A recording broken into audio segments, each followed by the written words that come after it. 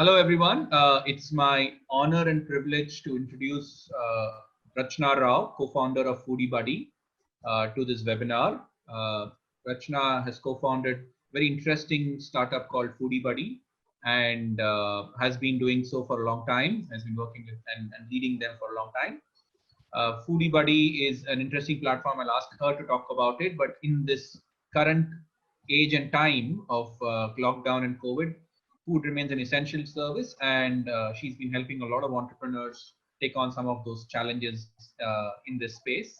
So without further ado, welcome Rachna, and wonderful Thank to you. have you here. Thanks, Yeah. Antanu. Thanks so much for having me. It's totally my pleasure. Wonderful. Thank you so much, Rachna. So as we start off, I'll have a few quick questions. The format is a question and answer. Sure. So please tell our viewers what does Foodie Buddy do? How does it support its entrepreneurs? And what are its core services? And then immediately the follow-on question would be, how are you helping your members and your entrepreneurs transform in these ongoing times? Over to you. Sure. Thanks. So basically, Foodie Buddy began with the vision of making home cooked food accessible to everybody.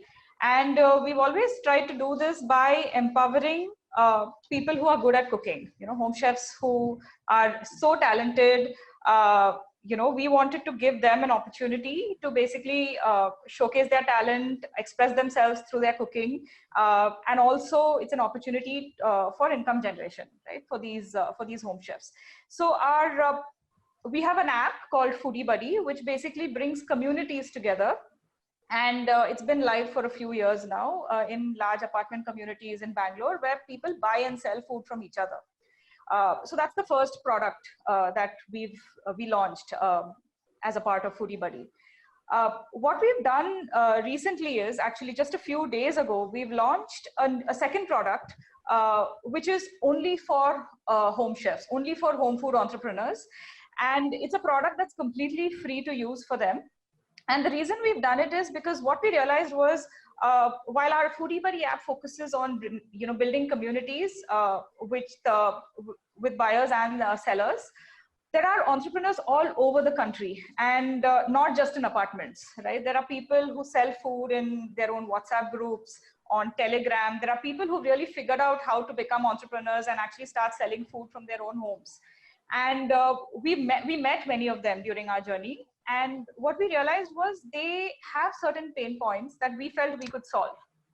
Especially in this current situation, we really believe that demand for home food is evergreen, right? And so if a person is looking for alternate additional sources of income and they believe that they can cook well, I think becoming a home entrepreneur who actually sells food is a very, very viable employment option, right? And it comes with flexibility as well.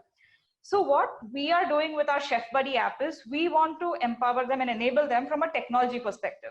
So we've seen that home chefs struggle with accounting. They struggle with promoting themselves. Even if they have a WhatsApp group, every day they go type out a text message.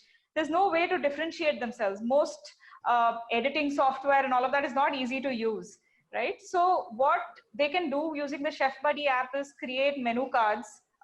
Very easy to just add your menu items, and it gives you different themed menu cards that you can share with your buyers. We're also working on interactive menus that make it easy for their customer to order from them. And more importantly, at the end of the day or at the end of the month, if you're using Chef Buddy, instead of writing in a diary, like most people go write in a diary, and then at the end of the month, they take out their calculator and it's just a mess of numbers, and it's not easy to do that math and do it diligently. So what we've done is, if you enter your order on the Chef Buddy app, it's all automated. It's a very powerful tool, because at the end of the day or the end of the week, you know exactly how much money you made and all of that. And so this is something we wanted to put out as soon as possible to enable people, not just in apartment communities, but anywhere in India. And so that's what we've been working on the last month or so. Rachna, maybe a little bit about what are you hearing from your home chef entrepreneurs in the last 3-4 weeks, and how are you thinking about it? How are you transforming yourselves as well as your entrepreneurs? Yeah. So I think our home chefs initially, when the lockdown started and all of that, there was some confusion for sure, right? On will I be able to source raw materials? Because if I don't have raw materials for my own family, I really shouldn't be selling, right? So there was that fear for sure. And many home chefs wanted to completely follow the lockdown, even within their apartment. And definitely inter-apartment or, on the neighborhood deliveries and all of that, people stopped. Though what we saw was actually home chefs who continued to at least sell within their communities they were really helping out senior citizens and people who I personally a home chef who was delivering lunch to this senior citizen family through the lockdown period.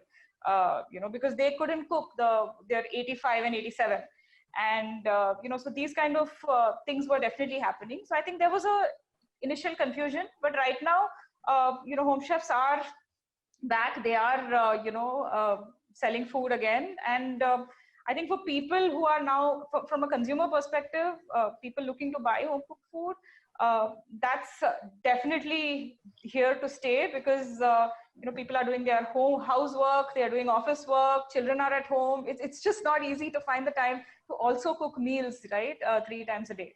So I think home food is something that's always going to be wanted. And if somebody is capable of actually producing it, I think it's a really good entrepreneurship opportunity for that person. Excellent, excellent. And apart from Chef Buddy, have you sort of reorganized for the different for the different nuanced demand? Maybe there is more a safety concern. Maybe there is more word of mouth marketing. So, right. So tell me a bit about that. So I think that's something that all of us in this ecosystem are really going to have to think about very hard, right? And really help entrepreneurs with that. I think there are 3 things to it. So firstly, there is education and awareness for the entrepreneur, right? It's really important for us to let entrepreneurs know what they should be doing, right? Like what should they be doing from a cooking perspective? Should they be wearing gloves? Should they be wearing masks? Should they be using specific packaging material? So what should they even be doing differently, right? So I think there's the education aspect that we are thinking about at least. Secondly, it's okay, now that I know what to do, how do I let my customers know that I'm doing this, right? Should I just go post it in the group that I'm selling in? Should I just, promote it on my profile? Should I let my buyers know that, hey, I'm doing all of this, don't worry about it. So the second point is now, if I'm doing all of this, how do I let my customers know? But the third thing is, and I think we've spoken about this as well. It's basically now, how do I validate that, right? Like, why are they going to believe me, right? So I think it's a 3-step process. I think we are constantly discussing solutions for this. Firstly, education. Secondly, communication, and finally, validation, right? So I think I don't have any ready-made solution right now. That's a wonderful way to put it. Yeah, I think that's something we should all be asking ourselves, and would love to work with you as well on figuring out how we can actually do this. Absolutely, great. Food is something that everybody understands, home cooked food and home chefs. So maybe if you can share a couple of stories about entrepreneurs in the last, how they have repurposed some of the work, how they have taken on the challenge. Maybe a couple of real stories from your set of entrepreneurs would really bring this webinar to life. In the last 1 month, or you're saying in the last 1 month, because that's that's how people are thinking about it. And also, do you see how it changes in the next 1-2 months as lockdown 4 then becomes lockdown 5, and things are still uncertain, but I don't see it changing very much in some cases. Right, absolutely. So I think we've seen, I have spoken to a few entrepreneurs who had jobs, who had full-time jobs, and now they've been working from home and all of that, and been doing more of the selling of home cooked food and all of that. And they're very seriously thinking about doing this full-time now. Wow. Okay. People who, because these are people who have children and who struggled with, balancing work and passion, which was cooking and selling food, and also family. And now what they're realizing is maybe my passion can become my work. right? Because it also gives me flexibility. I can work from home forever now. And given the fact that, more people are looking for trusted sources of food, more people would want to order home cooked food from people they know. Some people are now actually considering becoming full-time entrepreneurs and never really going back to full-time job. So that's one thing. Another thing I've seen is people who are not entrepreneurs helping others out, which is very heartwarming. And I'm not sure if they will convert to entrepreneurs or not, but people who live in areas where there is no home chef selling, but who actually have literally been giving food to senior citizens, been giving food to neighbors, because they don't have time to cook or they don't know how to cook, and they don't really feel safe ordering from outside. So I've seen that happening. I think a lot of people are going to realize that this is a very real opportunity. Even people who are not really doing this as full-time entrepreneurs, I think might start doing that a lot more now going forward. Interesting. I think I particularly like the fact that, and it has a positive ring to it, that people are now looking at this as an opportunity. So that's wonderful. Yes.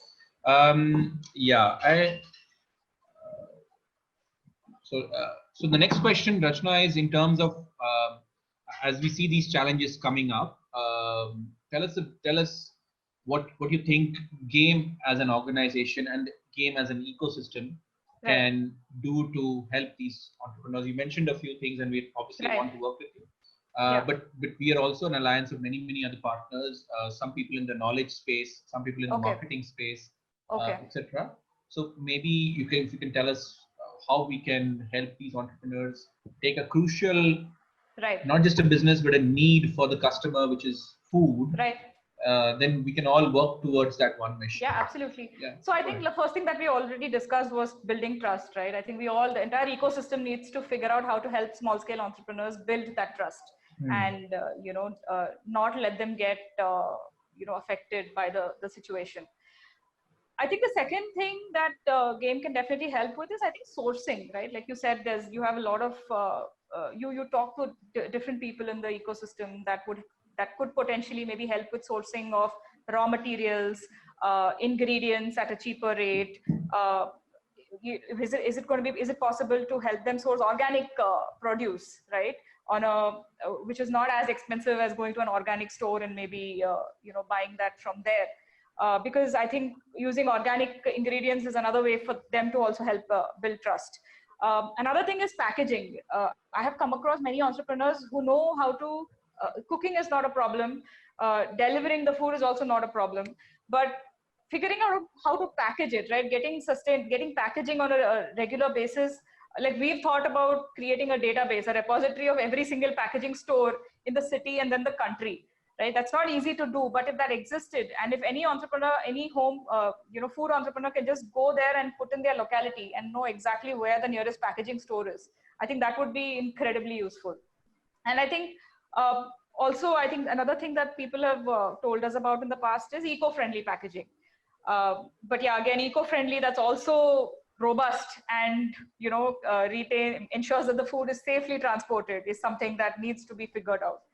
So I think these are areas where it would be great if Game can help us and the entrepreneurs.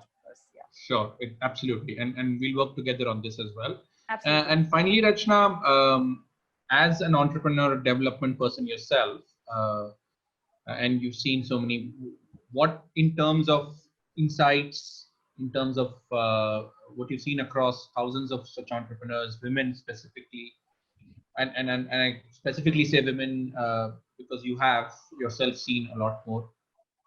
What can you bring to what would you add to the ecosystem? How can you support many of the other people and women entrepreneurs specifically? I think, like you rightly said, there are millions and millions of women in this country, right, who don't take up full-time jobs because the majority of the household duties are also still expected, of them. And what we've realized, and we've spoken to several ourselves, and we've also read enough research, is that many of them are open to doing part-time jobs, that still allow them to work around their other responsibilities. So that's always been how, what we've kept in mind while even, working on Foodie Buddy and now Chef Buddy, right? The two apps that we have all targeted at helping these entrepreneurs, allow them to be the boss, right? So we've never told a home chef that you have to make 50 plates a day and you have to do XYZ and you have to sell every day and all of that. Our entire idea is designed about the fact, around the premise that the entrepreneur is the boss. And what we want to help give them, what we want to do is really give them technology, simple, easy to use technology that allows them to create an identity for themselves, because that's very important. Like we have LinkedIn, for example, right, which people go and look at. But what if we could create a digital identity for such entrepreneurs, which they can then use to promote themselves, easy tools that allow them to promote the dishes that they're making, acquire customers, all of that. So I think that's what we are aiming to do.